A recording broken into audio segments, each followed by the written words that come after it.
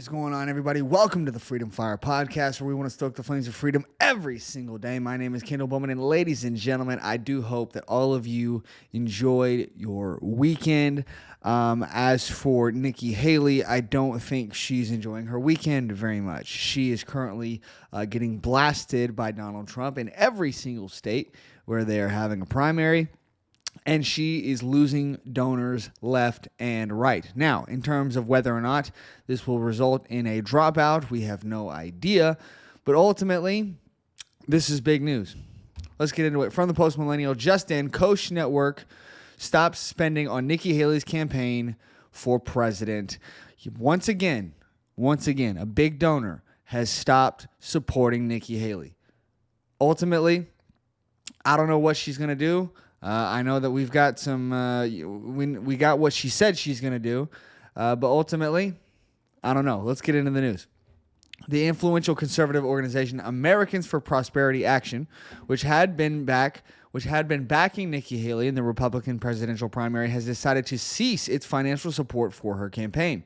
Politico had the scoop, obtaining an internal email. Americans for Prosperity CEO Emily Cedille stated that the organization's political branch, AFP Action, needs to take stock of expenditure priorities following Nikki Haley's defeat in the South Carolina primary. Cedille mentioned that the Koch-affiliated group will redirect its attention towards competitive Senate and House races. She has made it clear that she will continue to fight, and we wholeheartedly support her in this effort. But given the challenges in the primary states ahead, we don't believe any outside group can make a material difference to widen her path to victory, Cedille said. In the lead up to the presidential primary, AFP Action allocated resources for advertisements and on-the-ground operations throughout the preceding year, urging Republican voters to support an alternative candidate to Trump. However, it was only in late November that AFP Action officially endorsed Nikki Haley as their preferred alternative to Trump. Subsequently, AFP has engaged with over 3 million voters in states with early nominating contests and Super Tuesday, while also investing millions of dollars in advertisements advocating for Haley. AFP Action deciding not to support Haley is another setback for her unlikely run for president. She has already faced defeats in 4 early voting states with the Virgin Islands. Excuse me. Recently on Saturday, former President Donald Trump won against Haley in her home state by a significant margin of 20 points. Now, ladies and gentlemen, does this mean that Nikki Haley is going to drop out? Does this mean that she is going to, finally do the right thing and drop out and endorse Trump and really get behind the candidate that has pretty much taken over the Republican Party? I mean, let's be honest here, guys. Nikki Haley has no hope.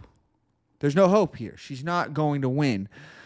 But I don't know. Let's see what the AP has to say.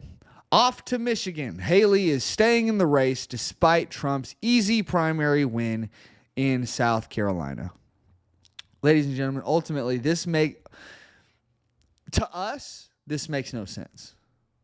But I think I've got an explanation as to why she's doing this. Let's see what the AP has to say. Republican presidential candidate Nikki Haley says it's not the end of our story despite Donald Trump's easy primary victory in South Carolina, her home state, where the one-time governor had long suggested her competitiveness with the former president would show. Yeah, it didn't show. It's not. It's not there.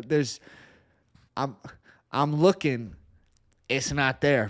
Defying calls from South Carolina's Republicans to exit the race. Her own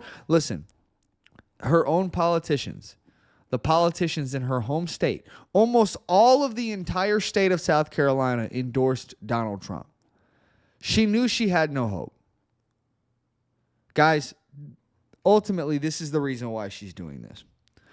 She is doing this because she believes that a corrupt judge is going to make a decision to put Donald Trump in jail. That's it. That's the reality. She believes that there's going to be a corrupt judge that will put Donald Trump in jail, and she will be the only candidate left in the race.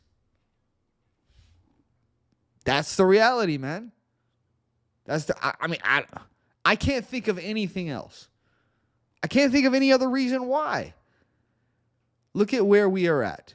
She just lost in her home state by 20 points to Donald Trump. For all intents and purposes, Donald Trump will be the candidate for the Republican Party. Unless, of course, you get some election interference.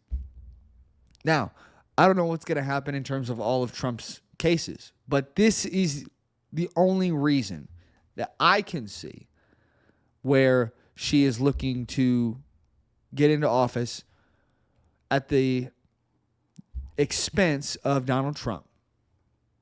Oh, we'll get a corrupt judge to throw Donald Trump in jail, and then I'll be the only one left. Twirling the mustache, the evil villain.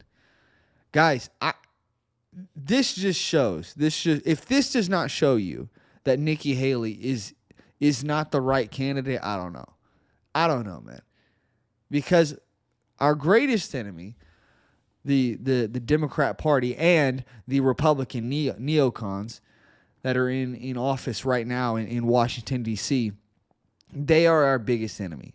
And ultimately, we should be throwing everything that we have at defeating them. But I think this shows that Nikki Haley really wants to be a part of that club.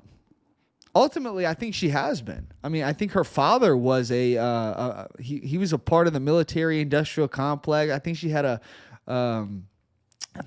a contract at like a Boeing or Lockheed Martin, one of the big military-industrial complex, weapons manufacturers. Guys, she's a neocon. She is. She's right in there with the Liz Cheneys, the Mitch McConnells. Guys, she cannot get into office. She doesn't have a hope of getting into office unless the system comes down on Donald Trump in a corrupt way and he gets removed and she's the only one left standing. Now, it is my hope that if something like that happens, then we would have a Vivek Ramaswamy restart his campaign or something like that to try to compete with Nikki Haley.